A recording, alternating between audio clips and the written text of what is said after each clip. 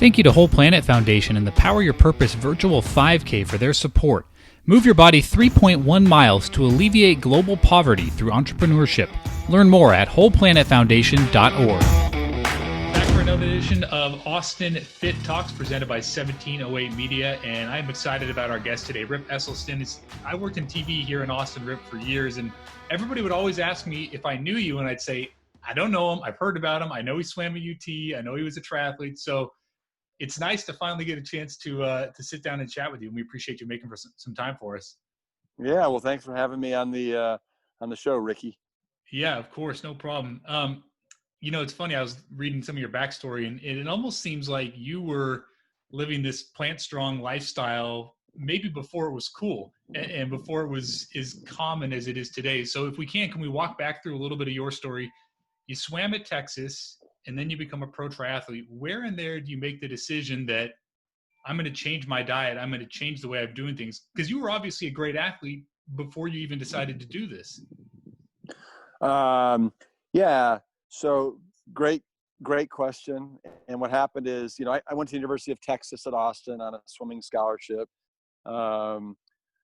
Was an All-American there. And when I graduated in 1986, my father was about 3.5 years into his really groundbreaking, revolutionary research at the Cleveland Clinic to actually demonstrate that you could metabolize away the plaque formations that really are the foundation of cardiovascular disease just by changing what you put in your mouth. And he already had, in 3.5 years, proof of concept that you could do this. And this wasn't just some rinky-dink operation. This is at the Cleveland Clinic, like the number one, heart hospital, heart clinic in the whole wide world.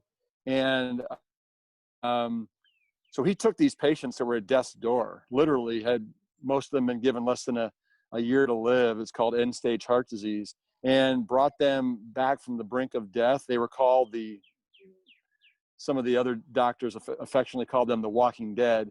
And they followed a whole food, low-fat, plant-based diet. And they were around 5 years later, 10 years later, 15 years later, 20 years later. And, my father's now gone on and worked with literally thousands upon thousands of different individuals, the former fast food president, Bill Clinton. You talk about somebody that was, trying to do something before it was cool and before its time. That was my dad. But here's a man that has got an insane amount of integrity and scruples, Olympic gold medalist, and won the Purple Heart in Vietnam in the late 1960s. And frankly, could give a rat's ass what people think of him. He's going to do what he thinks is right and is the truth. And so, the whole, the criminal thing is that most Americans, they have no idea the power that's at the end of their fork, their spoon, and their knife. And they think it's all in the genes. And, I was dealt this bad, this bad, bad spin of the roulette wheel with my parents. And the reality is, no, it's not. This is not a genetic disease. This is a lifestyle created disease, first and foremost. And if you can just pivot and start eating some really healthy, disease reversing foods with all the colors of the rainbow, with all the fiber and all the phytonutrients and antioxidants, you can do insane things. So that's a long-winded answer of me saying that I was just so moved by my father's research that when I started being a professional triathlete in 1987, I was in at the age of 22. And then also some of the best triathletes on the planet were also either vegetarian or leaning that way. And so it just made sense. And so it wasn't cool then, but to me, again, I didn't care what people thought. I just wanted to do what I thought was going to give me a leg up on the competition when it comes to performance. And now, everybody for the most part knows that this is the cleanest, strongest fuel that's out there for maximum recovery, for maximum performance. It's for maximum anti-inflammatory. substances. Anyway, so yeah. No, that's great. I mean, you mentioned doing anything to get a leg up on the competition. I'm curious, how much of an advantage do you think that gave you switching to the plant-based diet? I mean, like we mentioned before, you were good before it, but how much do you think it gave you an added boost, if you will? It's hard to quantify it like that. Right, But right. I would probably say somewhere in the neighborhood of probably 10%, right? That's And significant I at mean, that level. oh, it's huge. It's absolutely huge. And then you have all the other intangibles, like, you got this immune system that allows you to not get sick hardly at ever, if ever. You've You can recover faster, so you can train harder. You reach your ideal weight faster. And then the actual performance, I don't know if you've been watching Lance at all, right? The documentary on Yes, ESPN. yes. But, basically the advantage you got from EPO was right around, 10% is what they seem to think, which is mammoth, right? Right. Mammoth. And so I think that you're going to see more and more athletes turning to plants for legal doping. This is all happening, what we're talking about, back in the 80s for you personally, and then moving on, but it's 20 years or so before you're an Austin firefighter and Engine 2 begins to take root and begins to grow into what we know it as today. How did I mean, I know you had fellow firefighters that you wanted to help get healthy, but at what point in time did you start thinking, I want to take this to the masses, not just have this be something that's benefiting me and maybe people in your inner circle? Well, it all started with me writing the first book, the Engine 2 diet book, that came out in February of 2009. And I spent about 2.5 years writing that book.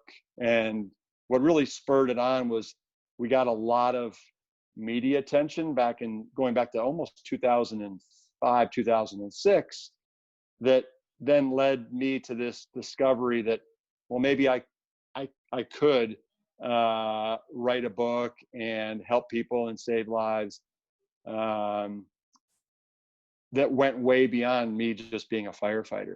And then it's funny how that first book then led to 3 other books. It led to a relationship with me being a healthy eating partner with Whole Food Market stores.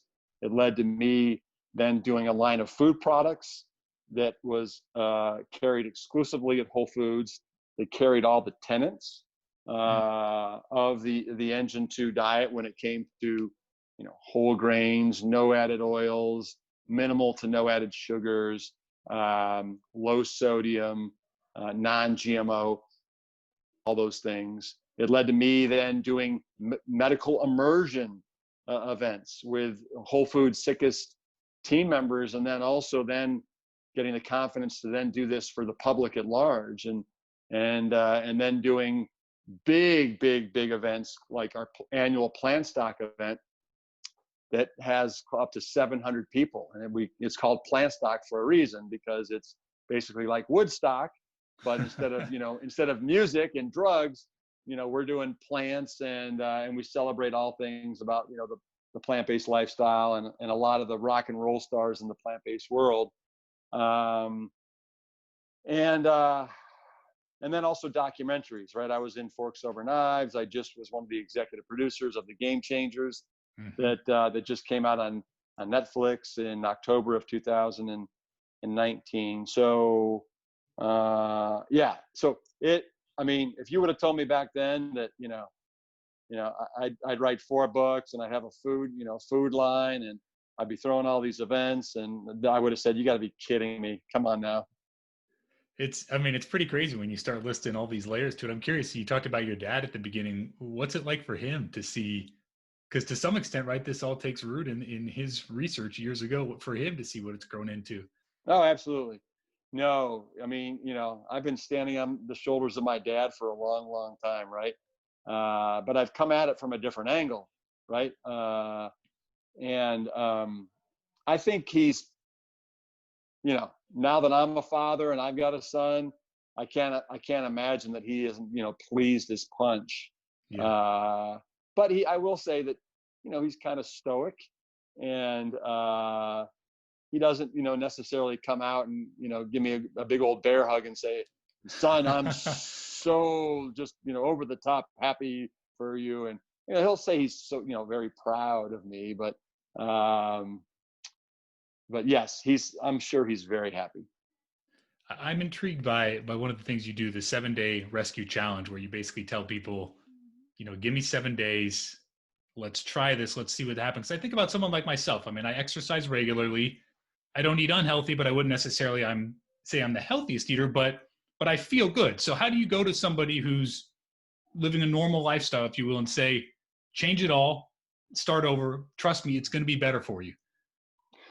Well, that's why it's 7 days, right? That's why it's not 6 weeks or 28 days.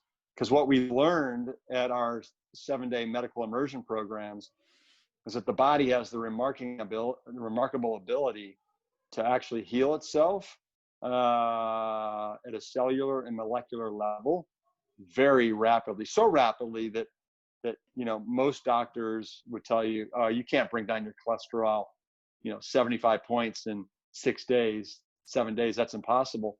But we know it is. It's possible when you are only nourishing your body with whole plant strong foods. And so I would tell you, listen, Ricky, yeah, you may look good and you may be, somewhat fit and you get around pretty good, but the numbers don't lie. So let's get a baseline as far as what's your total cholesterol, what's your LDL, what's your HDL, what are your triglycerides, what's your fasting blood sugar levels, and then let's do it again 7 days later after you've only eaten plant strong. And then, you take a look at those numbers. My bet is you'll be amazed. And then you decide how plant strong you want to be going forward. Do you want to follow the same protocol that you just did for 7 days and just repeat? Or do you want to introduce, a little bit of dairy again, a little bit of meat, some added oils, right? But it's your opportunity to test drive the varsity program, and then see how much of that you want to maintain on your plate. What's the reaction you typically get from people when they do take the challenge for 7 days and then they see, where they started and where they finished? Oh, the reaction, I mean, all these participants that we have, especially the people that come to the medical immersion programs that are already sick, they're willing to do anything, right? I mean, sure. If they're on a cocktail of medications, their life has been dramatically impaired. They've got, heart disease, they've got diabetes, who wants to be staring at amputation of limbs, blindness, kidney failure, increase your chance of heart disease tenfold? No. And so you mean to tell me that all that can go away and that it's not even something I think about just by eating oatmeal with blueberries and mangoes and chia seeds, and then I can do sweet potatoes and pinto beans and a nice mango relish with some guacamole on top, and then for dinner I'm doing a rice and beans extravaganza with a veggie relish on top that's got cucumbers and tomatoes and water chestnuts and corn and a low sodium tamari. And then I'm snacking on like all the fruit that I want all day long. All right, this isn't much of a sacrifice. I'm getting hungrier as we get going here. Yeah, but keep listing off all the food. But the reality is everybody has these preconceived notions, and it isn't until you jump in and you actually do it that you realize that this isn't some austere, ridiculous, program. This is like, we know what foods are weak and problematic on a lot of levels. And so we're just referring to them basically as contraband. And we're not going anywhere near those for 7 days. And then we're basically pile driving home, the fruits and the veggies and the potatoes and the whole intact grains and the beans and the lentils and limited amounts of nuts and seeds. And we're only drinking water we're not drinking our calories for the 7 days. There's 7 pillars that I ask people to follow for the 7 days. And we can get into that now, or we can save it for another interview. But I tell people, you follow these 7 pillars to the letter, and you work the program, and the program will work for you. We don't have any anomalies out there. No, I mean, I'd love to hear the 7 pillars if you can lay it out for us. Yeah, I'm happy to do that. So pillar number 1 is, and I want you to know that this is basically a 2-hour lecture, but we're condensing it. I could condense it down to just a couple minutes. But pillar number 1 is why we love plants, and I want people to realize and understand that everything that's good in nutrition originates from plants. It's the mother source for everything. Your vitamins, your minerals, your fiber, your antioxidants, your phytonutrients, your protein, your carbs, your fats. All these things originate from plants. And the weak problematic foods are the animal products, for a number of reasons, whether it's the cholesterol, whether it's the saturated fat, whether it's the clunky, old-fashioned protein that you're going to get from red meat, chicken, fish, eggs, dairy products, that's inflammatory in nature, siphons calcium from our bones, is insanely harsh on your kidneys and your liver, raises cholesterol levels, raises levels of insulin-like growth factor number 1, which is a tumor and cancer promoter, and all because people are gaga goo-goo over protein. And what they don't realize is that animal protein sucks. It sucks, right? It sucks, it's weak, and it's clunky. So pillar number 1 is why we love plants. Pillar number 2 is why we love whole plants. So just being plant-based isn't enough. You've got your Ben & Jerry's, plant-based ice cream. You've got your Beyond Meat burgers, your Impossible burgers, your Earth Balanced, buttery spread that's all plant-based. You got your Daiya cheeses. The list goes on and on and on. You've got Oreos that are plant-based, Coca-Cola. So all that stuff is basically refined, processed crap. So we want to eat foods as close to grown as possible that are minimally processed. And then you're going to hit a home run every time. Now you're assured you're getting all the fiber. And we're just now learning about all the things that fiber does beyond just, keeping you regular, as far as building a fortress of a microbiome for gut health, as far as carrying out toxins, as far as helping create satiation in your stomach and your gut when it mixes with all the water that's in these whole plant-based foods.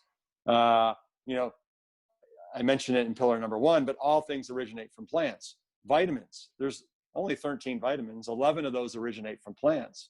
The 2 exceptions are vitamin B12 that actually come from microorganisms in the soil, and vitamin D, which is the sunshine vitamin. And then minerals come from the earth. Plants grow in the earth. The best absorbable, retainable form of minerals comes from plants, whether it's your green leafies, your beans, your oranges, your potatoes. This is where you're going to get killer sources of zinc, magnesium, calcium, iron, you name it. And I'll talk about the protein here in a sec. But so just know that we want to eat whole plant strong foods, not processed, refined plant-based foods. Pillar number 3 is, and I mentioned this to you a second ago, why we want to make sure we're drinking water and we're not drinking our calories. Most people, without even thinking about it or knowing about it, are drinking somewhere between 500 to 1,000 liquid calories a day. And those liquid calories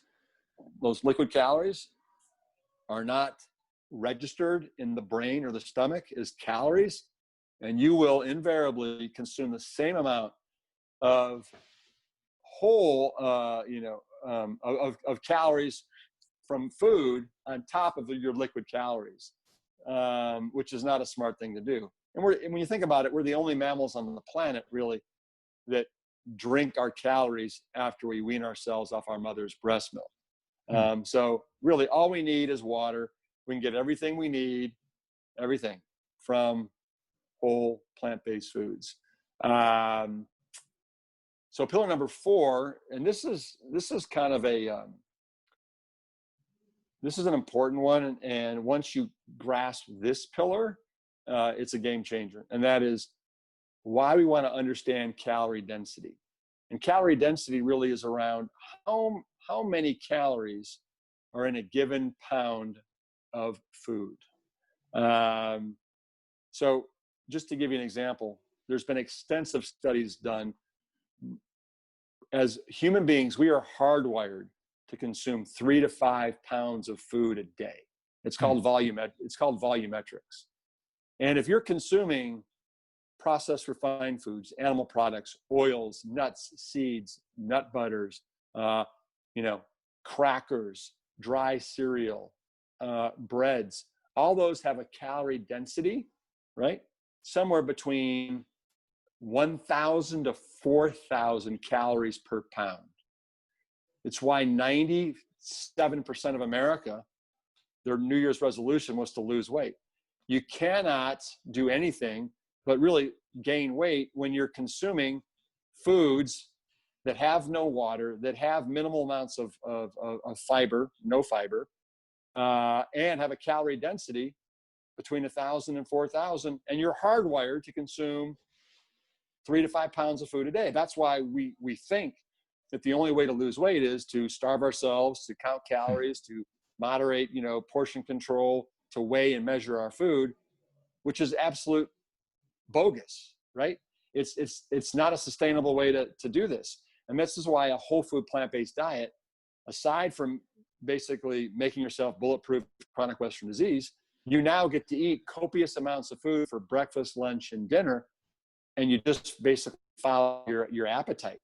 Because the beauty is the water and the fiber that's in all these whole plant-based foods, going back to pillar number 2, basically it artificially fills you up before you've had time to take in too many calories. So when you're eating fruits, vegetables, whole grains, and beans, these all have calorie densities between 100 to 600 calories per pound. Big difference. Big difference. And so now you're making, like I said, you're making a big old beans and rice extravaganza with a veggie relish on top, and your average calorie density for this dish it's 350 pounds. I'm sorry, 350 calories. So you have 2 pounds of that for dinner. You're at 700 calories, and you've just basically wolfed down 2 pounds, right? I mean, just to put that in perspective, like cheese or a grilled cheese sandwich is right around 2,500 calories per pound. So, wow. I mean, you could eat 10 pounds of corn, and that gives you right around 2,500 calories. Or you could have 1 pound of nuts, any nuts. They're just so calorie dense. Or you could have 1.5 pounds of cheese. Or you could have 21 pounds of watermelon. Or you could have 16 pounds of strawberries. But so calorie density, it's huge. It's a whole lecture in and of itself. Sure.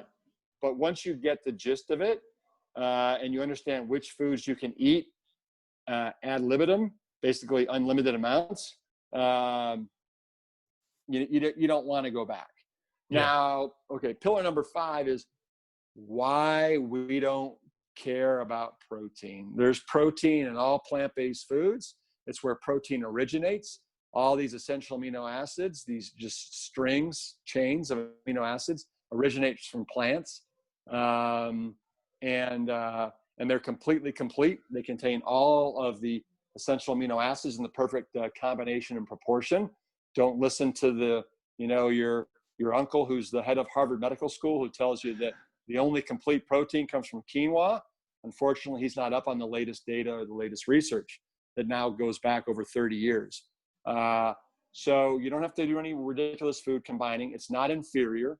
I would actually tell you it's superior to animal-based foods. And, there's this misconception that, animal-based protein, it is the highest quality, best assimilated protein that's out there. And that may be true, but I want you and your listeners to think about this. That's not a good thing. Because what that means is, it's going to allow everything to grow a little bit faster, a little bit better, and including any dormant, latent tumor and cancer cells that you have. All right. So yes, if you're trying to get, maximum growth, all right, maybe it beats you out there. But if you ever saw Blade Runner, there's a quote where, what's his name? But I want to help you here, but I'm not going to be able to. Oh, that's right. But there's where one of these kind of, let's just call them robots, meets the head of the Tyrell Corporation, and he says, "But look at, you're so beautiful." And he's like, "Yes, but I only get to live half as long as everybody else." And his maker says, "Yes, but look how brightly you have lived," right? And he says, the light that burns twice as bright only burns half as long, right? So just think about that with, like animal protein. Yeah, it's a bright, decent form of protein, but it's not the Goldilocks form of protein. It's not the smartest, most intelligent form of protein that's out there. And Mother Nature knew exactly what she was doing. And again, I'll say it again, the mother source of protein goes back to plants, and you're going to get all you need. You don't have to worry about being deficient. And just to kind of go a step farther, as human beings, we only need between 5 to 10% of our calories coming from protein. Most Americans are getting well above that, 15 to 20% coming from problematic animal protein. And your average bean, is 25% protein. Your average whole intact grain is 14% protein. Garbanzo beans are like 27% protein. Your average fruit is 8% protein. Wow. Right? Like strawberries, mangoes, blueberries. Your average veggies, 25% protein. On the high end, you got spinach that's 51, white mushrooms that are 57% protein. So it's a non-issue. And we've been marketed to death thinking that, oh my God, plants have no protein. How am I gonna get protein when nothing could be further from the truth? Wow. Yeah. That's so it's a big charade. It's a big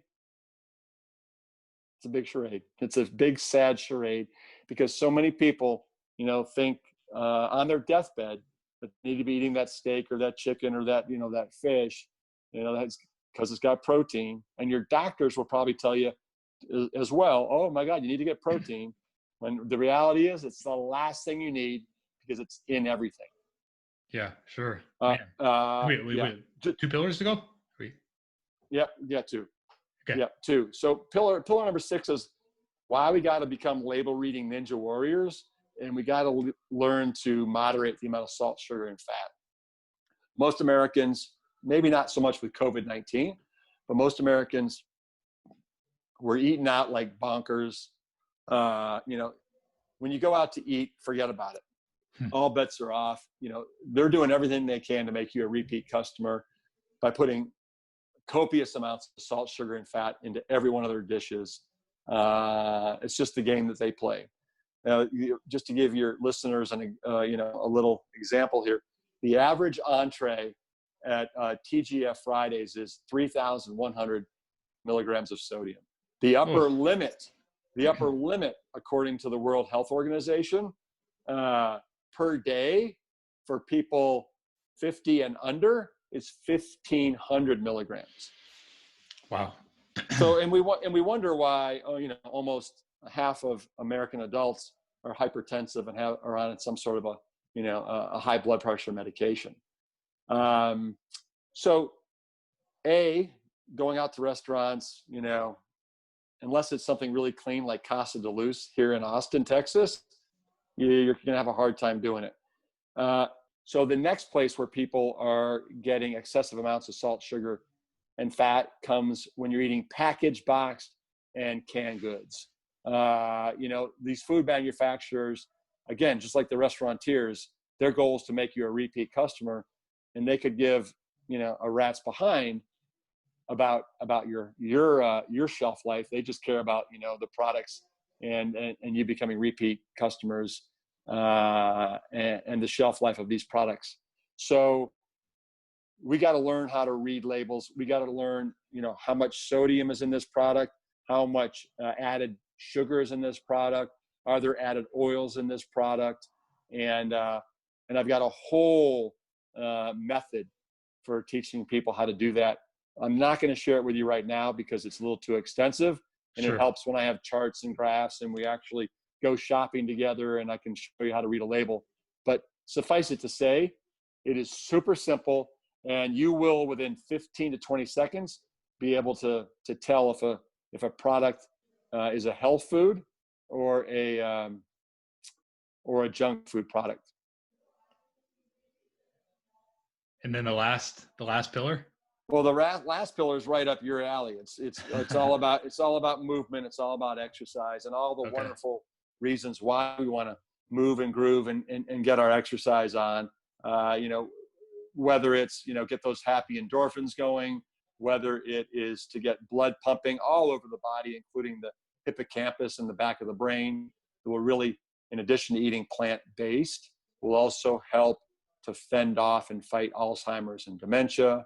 Whether it is, keeping our muscles toned up and preventing something called sarcopenia that happens once we reach the age of right around 30 and over. You're basically your muscles start to deteriorate, and that's not a good thing. And then you get into your 70s and you're falling and you're slipping and you're fracturing your hip or you're breaking your leg, and then it's typically a downward spiral. So we want to make sure that we're moving to maintain muscle mass. It also helps to raise your resting metabolic rate, which is the rate at which you burn calories when you're at rest and sleeping and chilling out like we're doing right now. I find that the last thing we want to do sometimes is exercise, but it is probably one of the best things out there to give you energy, right? Whether you wake up in the morning and you exercise or you do it when you get home from work, it always actually gives you a nice jolt of energy. And it's almost like I refer to it as it's a rebirth of sorts, right? It's a nice way to kind of level set and reset everything so you can kind of go forward with a great mindset. The other thing, especially for women, is osteoporosis. The best thing that you can do, women in particular here, to fend off osteoporosis is to do some sort of weight-bearing exercise. But eating plant-based is fantastic. Know that you're gonna get all the calcium that you're gonna need from plants.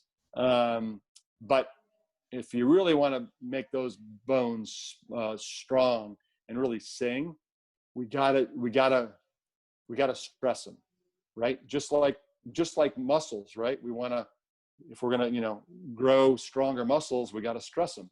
It's the same thing with the bones. Otherwise, they turn to styrofoam, and now you're gonna come down with osteoporosis. The good news is you can reverse osteoporosis by eating this way, and of course doing weight-bearing exercises. The other thing that I found with exercise, especially for people that are just getting started, if for whatever reason you think, this food just ain't cutting it. I'm used to my burgers and my fries and all this stuff, my milkshakes. Well, exercise, and all of a sudden your appetite will be enhanced. And now that that oatmeal with blueberries and chia seeds and hemp hearts and a sliced banana will taste incredible. That those butternut squash fajitas with a side of sautéed mushrooms and grilled onions and salsa and guacamole will be over the top amazing. So those are the 7 pillars in a nutshell. Yeah. And they're fun. they're fun. They're easy to get after. And I tell people, even if you don't want to do this full time, do the 7-day rescue challenge, and you'll have so many fantastic takeaways from it. Whether it's, wow, I can't believe I was drinking that many calories, or, oh my God, I thought I was eating healthy and I was eating all this processed and refined foods, or, oh my God, I had no idea that Amy's black bean soup, has 2 servings per can, is 800 milligrams of sodium per serving. That's 1,600 milligrams. So there's a lot of great takeaways from doing the 7-day rescue challenge. And you can do it for free. You just go to our website, plantstrong.com. You can sign up for it. You get emails. We kind of hold your hand along the way. You got nothing to lose and everything to gain. Man, this is awesome. There's so much good stuff to get into there. I don't want to take too much more of your time, but I'm curious. I'm sure you hear this a lot, but do people push back and say it's too much money, or this is too difficult? It's too much for me to think about to source all this and make sure I'm getting the right food. Are those common maybe pushback you get from people? Absolutely. Everybody is trying to figure out what their excuse is, what their rationale, why they don't have to do this, especially in the beginning.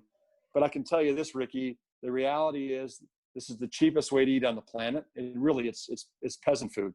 And if you think that you need in order to do this, you need to buy an organic red bell pepper at Whole Foods for $4.99 a pound, you're sorely mistaken. This is about rice and beans and potatoes and bananas. And if you don't want to buy fresh fruit, buy frozen fruit, that averages like $1.99 a pound. This is potatoes, it's beans, lentils.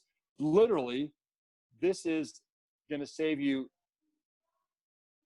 probably $100 to $200 a month, depending upon how you want to do it, and how big your family is, and then most people are like, oh my God, what am I going to eat, and blah blah blah. And I tell people, again, you're just throwing up excuses, or the reality is most people rotate through 1 or 2 breakfasts, 2 or 3 lunches, and 6 dinners their whole life, right? Guilty. There's no variety whatsoever. We have very limited variation in our diets. So I tell people, find 2 to 3 breakfasts that you like, right? Whether it's the blueberry spelt pancakes, whether it's the oatmeal, whether it's the Rips Big Bowl cereal, whether it's the migas especiales. I mean, just, find some. What for lunches, right? Open face sandwiches, sweet potato bowls, burritos. For dinners,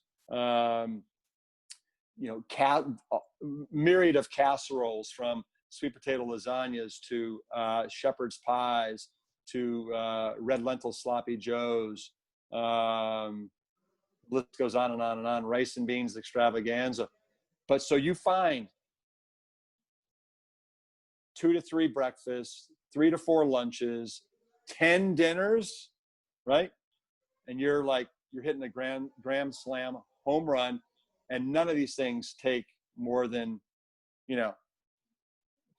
15, 20 minutes to make. Most of them take under 5 minutes. So time, money, difficulty, it's all excuses. You just got to throw yourself into it and make it happen. You sell it well. Okay, one more for you. We ask everybody this that joins us, but slightly different topic.